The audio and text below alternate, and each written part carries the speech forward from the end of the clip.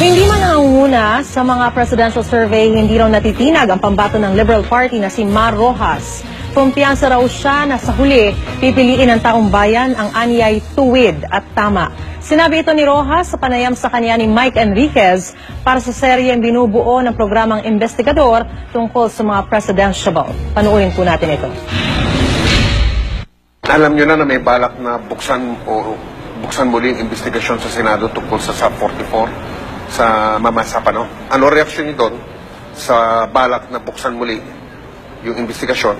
At pangalawa, kung tatawagin kayo ulit para humarap ulit, payag ba kayo? Oo naman. Bakit hindi? Wala naman tayo tinatago, di ba? Di tayo ng iba dyan na pinapatawag sa Senado na ayaw pumunta. Pangalawa, ang nabasa ko is may bagong impormasyon daw. E di, kung mayroong bagong impormasyon, bakit hindi tingnan?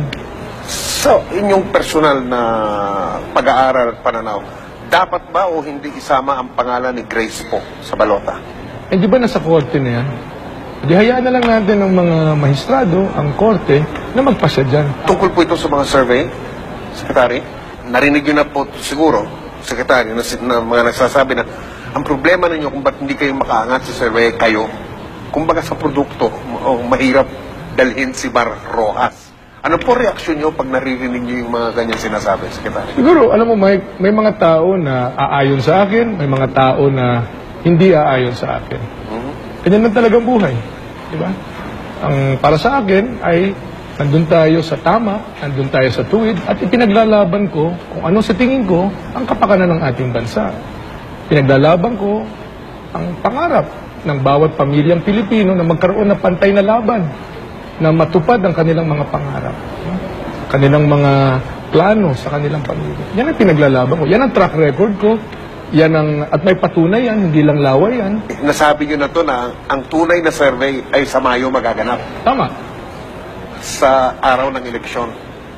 At kumpiyansa kayo, sabi nyo, na doon, sa survey na yon, kayo ang lalabas na number 1. Tama. Saan ang gagaling itong kumpiyansa nyo na ito? Ano ang basihan ninyo dito sa kumpiyansa ninyo na sa yung sinasabi yung tunay na survey sa Mayo, kayo ang lalabas na number 1? Alam mo Mike, malalim at matibay ang tiwala ko sa ating mga kababayan. Na sa dulo, mananaig ang tama. Na sa dulo, mananalo ang tuwid.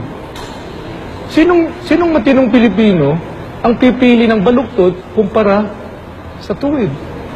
Sinong matinong Pilipino ang pipili ng tiwali kontra doon sa tama?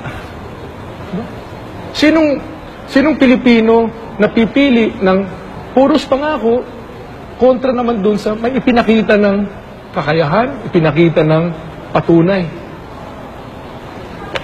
Yun ang pinaghuhugutan ko ng kumpiyansa.